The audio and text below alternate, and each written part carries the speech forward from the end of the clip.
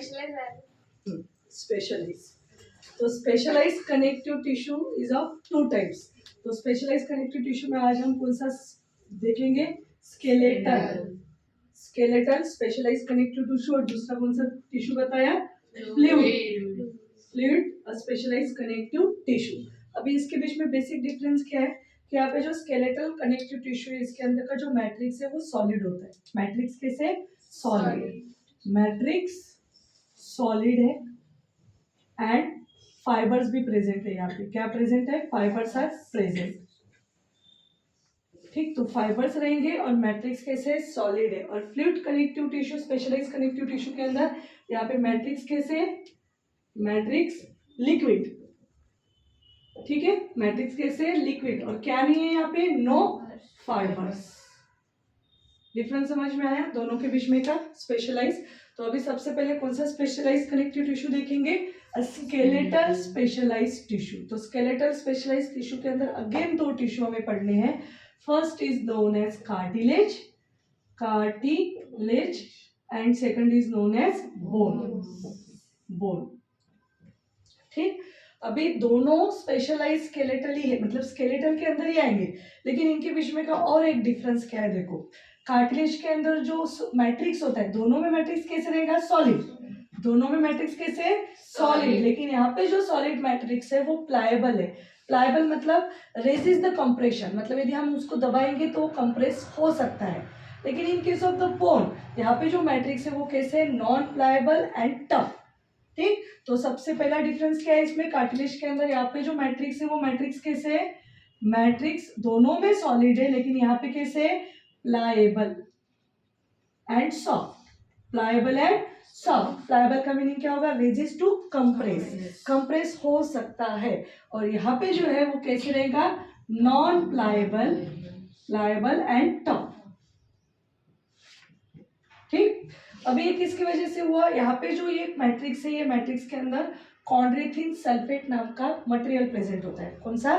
कॉन्ड्रिथिन sulphate, कॉन्ड्रिथिन sulphate. ठीक है, जो कंप्रेशन को रेजिस्ट करेगा, कंप्रेस हो सकता है, या इलास्टिक हो सकता है। और यहाँ पे टफ किसकी वजह से? क्योंकि हमें पता है बोन के अंदर क्या प्रेजेंट होता है? कैल्शियम कार्बोनेट होता है। ठीक, तो यहाँ पे बोन के अंदर देखो दो मटेरियल प्रेजेंट होते हैं, one is organic part and second is inorganic part. तो ये किसके अंदर का देख रही हूँ मैं? किसके अंदर का देख रहे हैं हम? मैट्रिक्स के अंदर।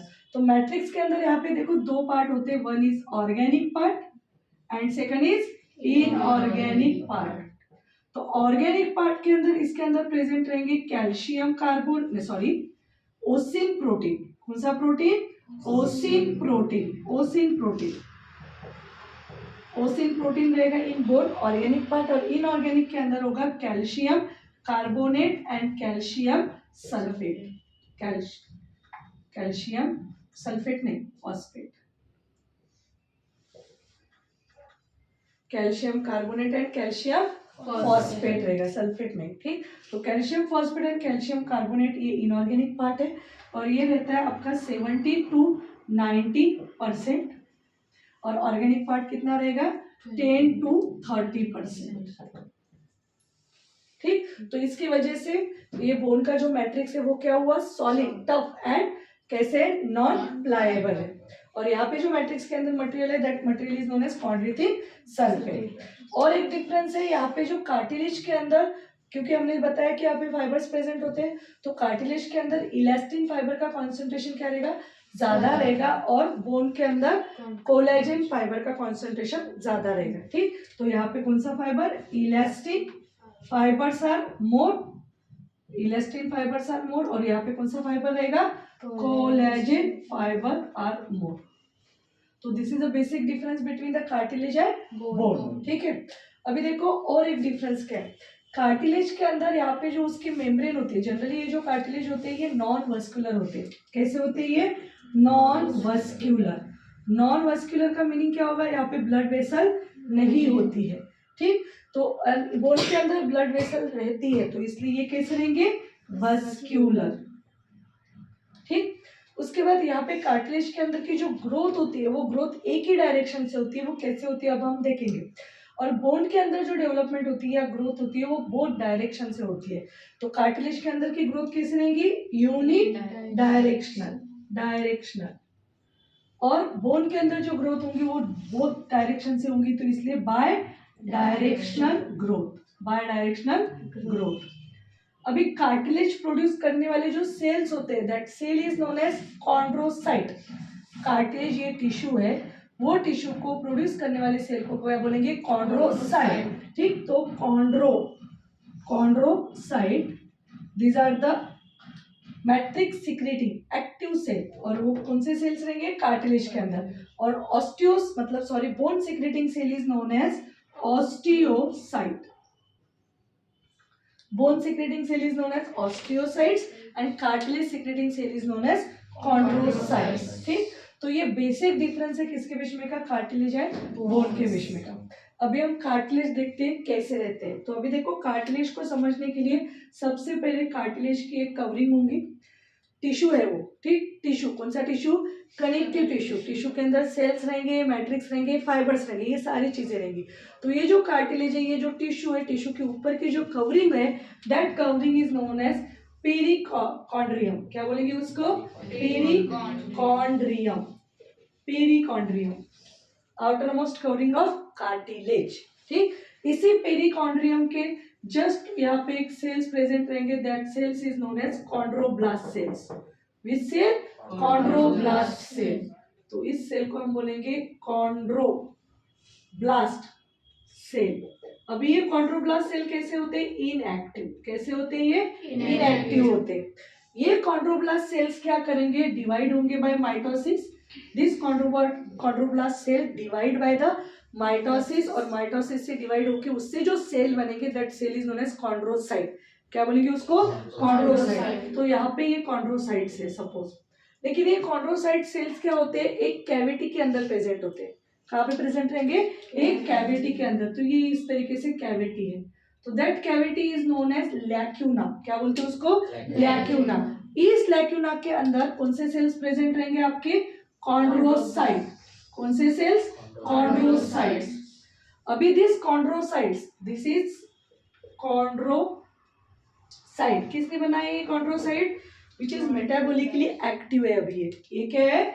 Metabolically active. मेटाबोलिकली एक्टिव, और मेटाबोलिकली एक्टिव है तो ये क्या क्या सिक्रेट करेंगे? ये मैट्रिक्स को सिक्रेट करेंगे, ये मैट्रिक्स को बनाएंगे, प्लस यहाँ पे ये फाइबर्स को भी बना रहे हैं।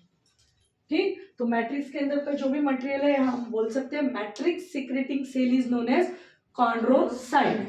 ठीक, जो मेटाबॉलिकली क्या है? एक्टिव है। And this chondrocyte is present in lacuna. किसमें प्रेजेंट है ये? लैक्यूना और लैक्यूनी। लैक्यूना और lacunae. What is lacunae? It is a fluid filled space. क्या है ये? Fluid filled space. Fluid filled space.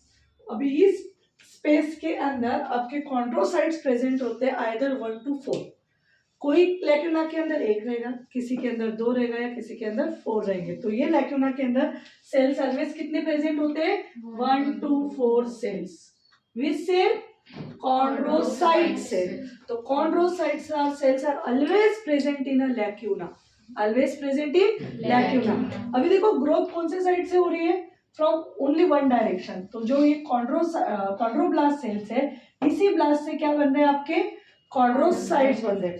अभी देखो इसके अंदर आपके ये फाइबर्स भी है, कोलेजन फाइबर, और प्लस कौन से फाइबर रहेंगे यहाँ पे?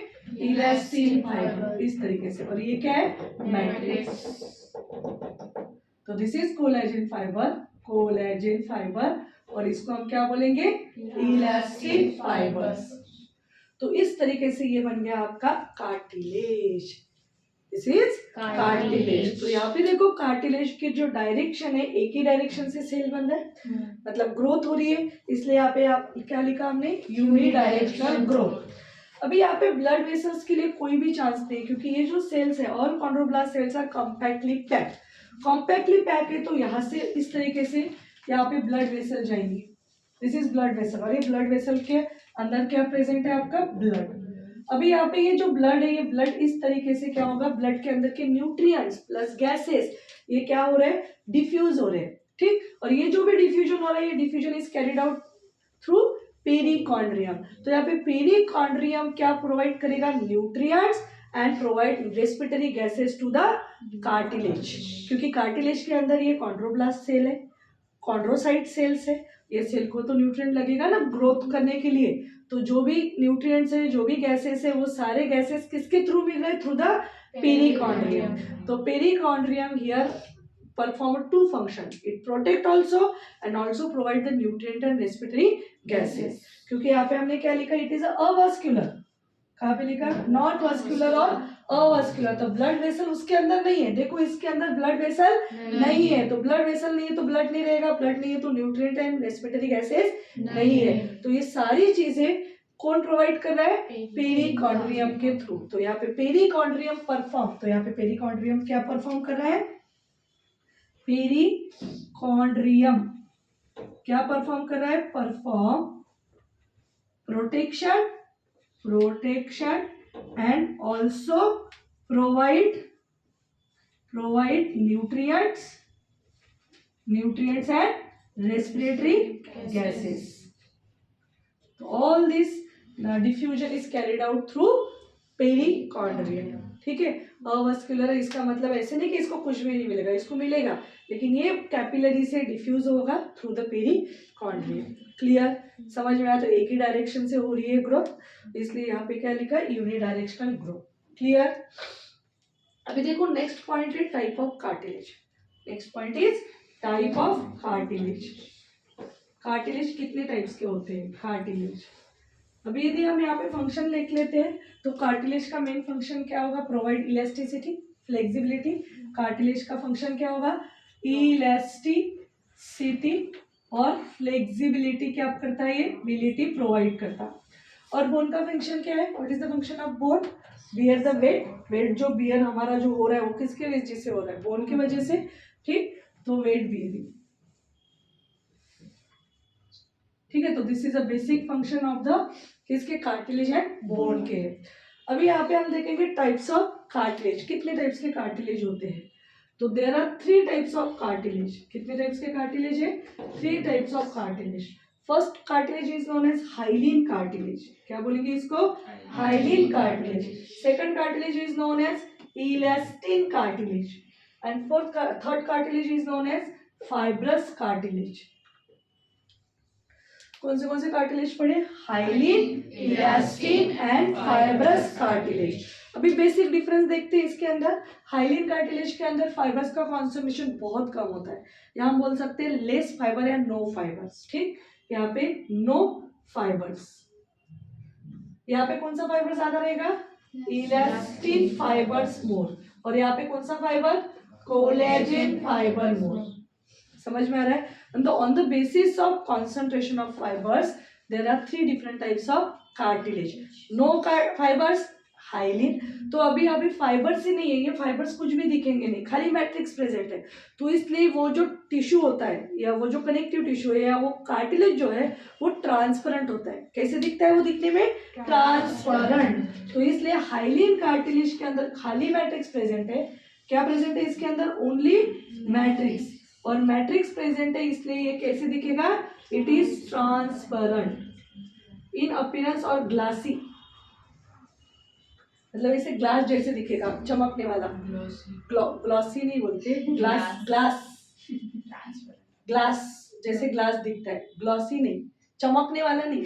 ठीक ठीक, या ट्रांसपेरेंट ध्यान में रखो, ग्लॉसी और ग्लासी में डिफरेंस मतलब कंफ्यूजन होगा। तो ओनली मैट्रिक्स प्रेजेंट है इसलिए कैसे दिख रहा है, ट्रांसपेरेंट, क्योंकि फाइबर्स नहीं है।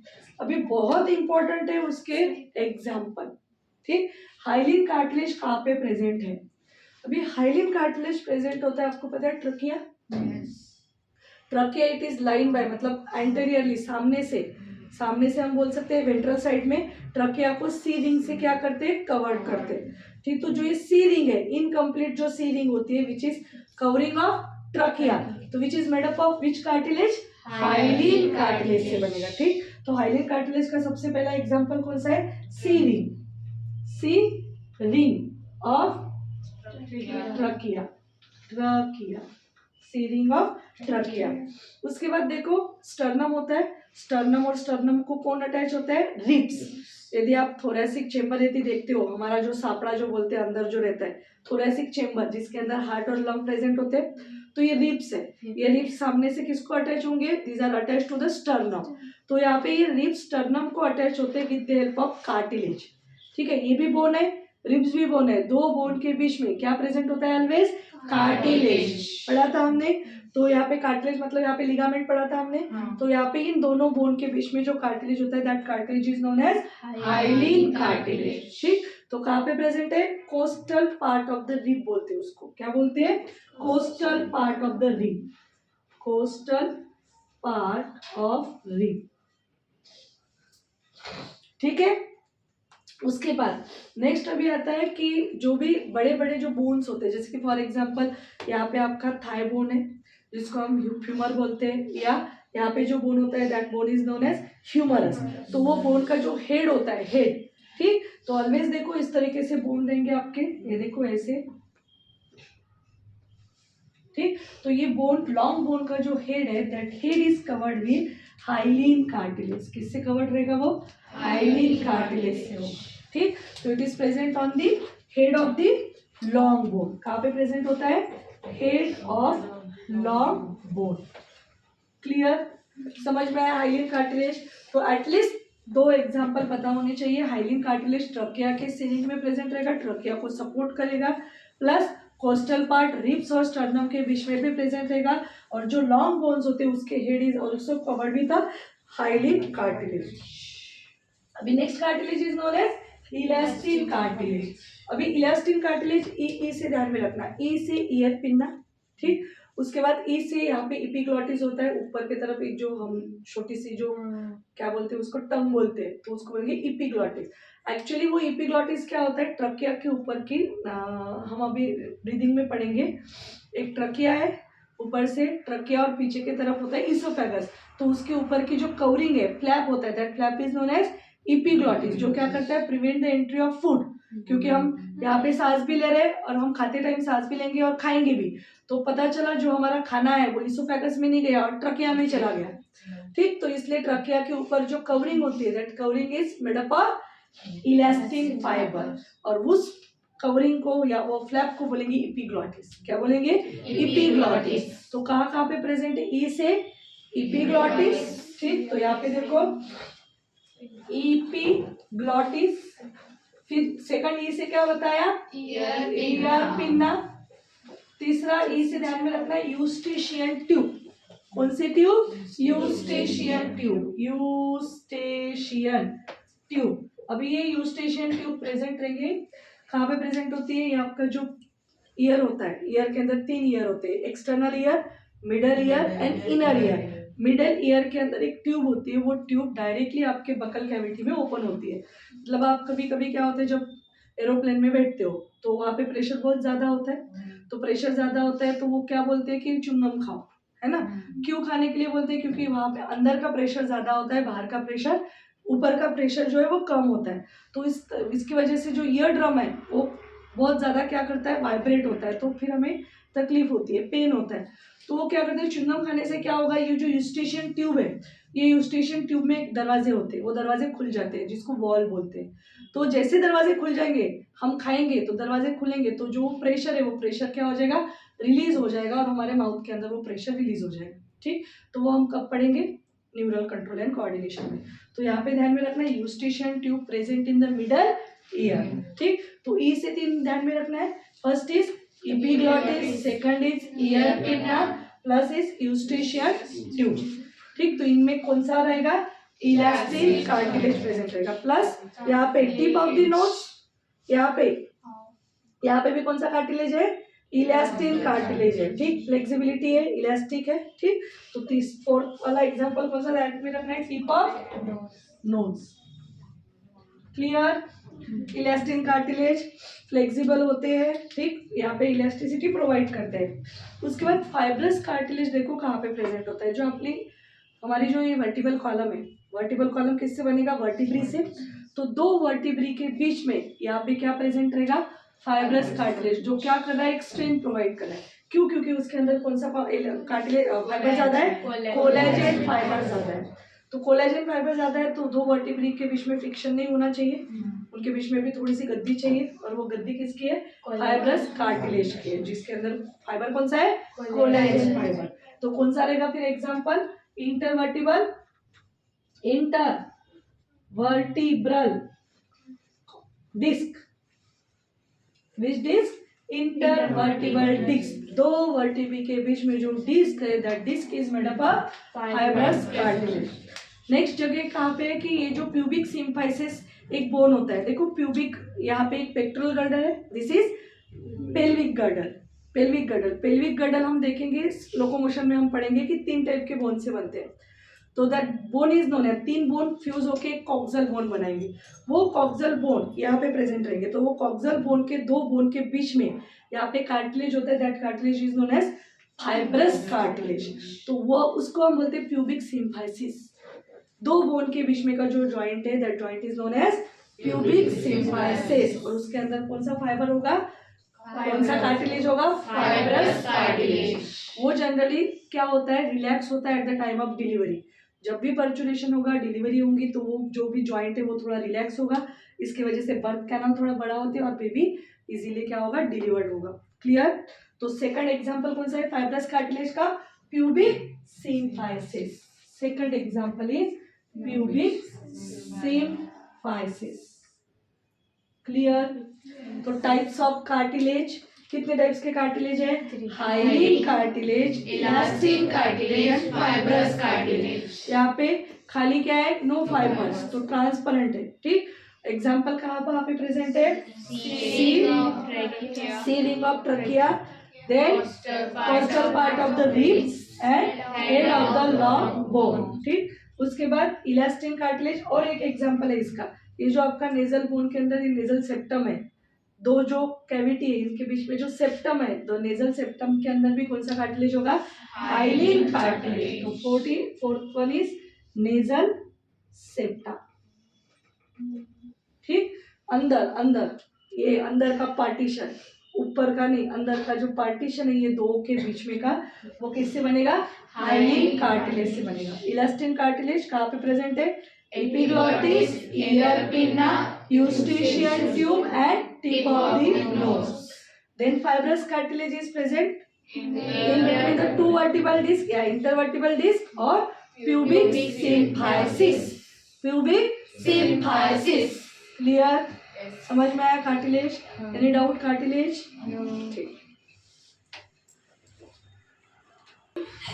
ठीक है। तो नेक्स्ट स्पेशलाइज कनेक्टिव टिश्यू में कौन सा है? बोन। क्या डिफरेंस बताया बोन में? मैट्रिक्स कैसे बताया था? Solid, tough, non pliable. ठीक है, किसकी वजह से नॉन प्लायबल है? इसके अंदर ऑर्गेनिक एंड इनऑर्गेनिक कंपोनेंट होंगे। ऑर्गेनिक पार्ट कौन सा होगा? Austin. Inorganic part calcium carbonate and calcium phosphate. ठीक, उसके बाद नेक्स्ट क्या बताया? कौन से सेल्स होते हैं इसके अंदर? ऑस्टियोसाइट्स। और डायरेक्शन कैसे, ग्रोथ कैसे रहेंगी? Bye directional. वस्कुलर या अवस्कुलर?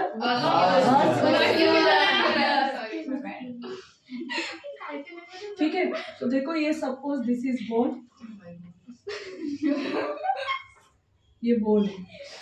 ठीक है, अभी ये बोन के अंदर यहाँ पे हम पहले इसका देख लेंगे। बोन में 2 पार्ट्स होते हैं इस तरीके से। तो ये पार्ट जो है यहाँ पे प्रेजेंट रहेगा इस तरीके से, स्पॉन्जी टिश्यू होता है, दिस इज स्पॉन्जी टिश्यू और दिस इज कॉम्पैक्ट टिश्यू। ठीक, अभी देखो यहाँ पे इसके अंदर प्रेजेंट होते हैं,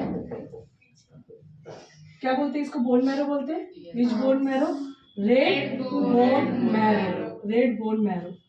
और फिर दूसरा जो बोन मैरो है उसको क्या बोलेंगे? Yellow bone marrow. ठीक है, येलो बोन मैरो क्या करता है? येलो बोन मैरो का मेन फंक्शन क्या होता है? Storage of fat, storage of fat, fat को स्टोर करके रखेगा। ठीक, और रेड बोन मैरो के अंदर क्या होता है? हीमोपोइसिस। हीमोपोइसिस मतलब ब्लड सेल फॉर्मेशन। हीमोपोइसिस मतलब क्या होगा? Blood cell formation. सुना होगा ना, बोन मैरो ट्रांसप्लांट करते हैं जिसके अंदर ब्लड सेल फॉर्म नहीं होते, ब्लड नहीं फॉर्म होता है, तो in that case the bone marrow क्या करेंगे, ट्रांसप्लांट करेंगे। ठीक, इसके अंदर हिमेटोपोइटिक स्टेम सेल्स होंगे। वो हिमेटोपोइटिक स्टेम सेल मतलब एक स्टेम सेल डिवाइड हो सकता है और वो पूरे ब्लड के अंदर के सेल्स को बना सकता है। That process is known as haemopoiesis. ठीक, तो इससे रेड ब्लड सेल का फॉर्मेशन होगा इन रेड बोन मैरो और येलो बोन मैरो के अंदर स्टोरेज ऑफ फैट। ठीक, अभी देखो यहाँ पे इसका मैं ट्रांसफर सेक्शन लेती हूँ इस तरीके से, इसको मैं काटूंगी बोन को। काटने के बाद यहाँ पे देखो ये जो आउटर मोस्ट लेयर है, अच्छे से समझो, this outer most layer is known as periosteum. क्या बोलते हैं इसको, periosteum. Outer most layer of the और covering of the bone is known as periosteum. उसके बाद अंदर की जो लेयर है, this layer is known as endosteum. Endosteum, endosteum. ठीक, पेरियोस्टियम है, एंडोस्टियम। अभी इनके बीच में जो ये स्पेस है, इस स्पेस के अंदर कैनल प्रेजेंट होते हैं। कैनल हम बोल सकते हैं ट्यूब्स। ठीक, इसके अंदर प्रेजेंट है आपके कैनल्स। तो इस तरीके से ये बहुत सारी कैनल है, ये कैनल है। ठीक, और ये कैनल एक दूसरे को कनेक्ट होते हैं। This canals are connected with each other, ऐसे कैनल कनेक्ट रहेंगे। ठीक, अब ये जो कैनल होते हैं, that canal is known as, उसको क्या बोलेंगे, हैवर्सियन कैनल। क्या बोलते हैं इसको, Haversian canal. This canal is known as Haversian canal. किसके लिए ये Haversian canal, for the passage of blood vessels. क्योंकि बोन है ना, सॉलिड है, टफ है, तो अभी उसके अंदर हमें क्या करना है, ब्लड वेसल को डालना है। तो वो सॉलिड पार्ट में थोड़ी ब्लड वेसल जा सकते हैं, तो इसलिए उनके बीच बीच में कैनल बना दी और वो कैनल में से क्या पास कर दिया, ब्लड वेसल्स। इसलिए हमने क्या बोला था, बोन कैसे होते हैं, वेस्क्यूलर। ठीक, तो यहाँ पे हैवर्सियन कैनल क्या प्रोवाइड करेगा, इससे क्या पास होगा, ब्लड वेसल्स। इसमें से ब्लड वेसल्स क्या होंगे, पास। क्लियर। अभी ये जो दो कैनल है, वो दो कैनल एक दूसरे से भी कनेक्ट है। ये this canals are connected with each other and that canal is known as Volkmann canal. ठीक, हैवर्सियन कैनल मतलब लंबे लंबे और वॉल्क्समैन कैनल मतलब ये वाले जो कनेक्ट करने वाले जो है, इसको क्या बोलेंगे, वॉल्क्समैन कैनल। ठीक है, यदि रहता है ध्यान में रखो, नहीं तो छोड़ दो, लेकिन हैवर्सियन कैनल ध्यान में रखो। Haversian canal provide the space for the transfer और for the passage of blood vessels, इतना ध्यान में रखो। ठीक, अभी ये इस तरीके के अरेंजमेंट है। अभी इसका मैं ये ट्रांसफर सेक्शन लूंगी या इसको काटूंगी, तो काटने के बाद कैसे दिखेगा, बोन। ठीक, तो यहाँ पे सपोज दिस इज बोन, इसको मैंने काटा, काटने के बाद इसके अंदर की अरेंजमेंट ऐसे दिखा रही हूँ। क्लियर। तो यहाँ पे सबसे बाहर क्या रहेगा, इस तरीके से आउटर मोस्ट लेयर। ठीक, और इसके अंदर की एक इनर मोस्ट लेयर, इस तरीके से ये इनर मोस्ट लेयर। इतने पार्ट को हम दिखा रहे हैं, लेकिन ये पूरा ऐसे रहेगा। ठीक, ये पूरा बीच में का, ये अंदर का, तो ये जो है ये वाला पार्ट मतलब ये, समझ में आ रहा है क्या, ये इसको इस तरीके से निकालती हूँ। क्लियर। तो दिस इज क्या है, ये एंडोस्टियम, एंडोस्टियम, बराबर। ठीक, और जो आउटर मोस्ट लेयर है, that layer is known as periosteum. Clear, आपको समझ में आ रहा है कैसे हमने रिप्रेजेंट किया बोन को, बोन का ट्रांसफर सेक्शन लिया। तो outer most layer is known as periosteum और अंदर की layer is known as endosteum. ठीक, अभी देखो दोनों लेयर्स में प्रेजेंट होते हैं osteoblast cells. Both layers are arrange by, कैसे अरेंज होंगे, ये ऑस्टियोब्लास्ट, ये ऑस्टियोब्लास्ट सेल है। यहाँ पे भी क्या प्रेजेंट है, ऑस्टियोब्लास्ट सेल। ठीक, तो दिस इज ऑस्टियोब्लास्ट। और ऑस्टियोब्लास्ट सेल कैसे होते हैं, इनएक्टिव होते हैं। This is again osteoblast. ठीक है, उसके बाद ये सेल्स क्या करेंगे, डिवाइड होंगे माइटोसिस से। ये भी सेल क्या होंगे, डिवाइड बाय द माइटोसिस। अभी यहाँ पे भी ये क्या करेंगे, लैक्यूना, दिस इज लैक्यूना। ठीक, अभी देखो इसके बीच में जो है ये हैवर्सियन कैनल है। अब ये हैवर्सियन कैनल को भी तो दिखाना पड़ेगा, तो यहाँ पे ये बीच बीच में है हैवर्सियन कैनल। तो दिस इज हैवर्सियन कैनल और this Haversian canal is connected by Volkmann canal. इस तरीके से ये कैनाल एक दूसरे से कनेक्टेड। तो सबसे पहले हम क्या कर लेते हैं, इसको लेवलिंग कर लेंगे। This is known as Haversian canal. Clear.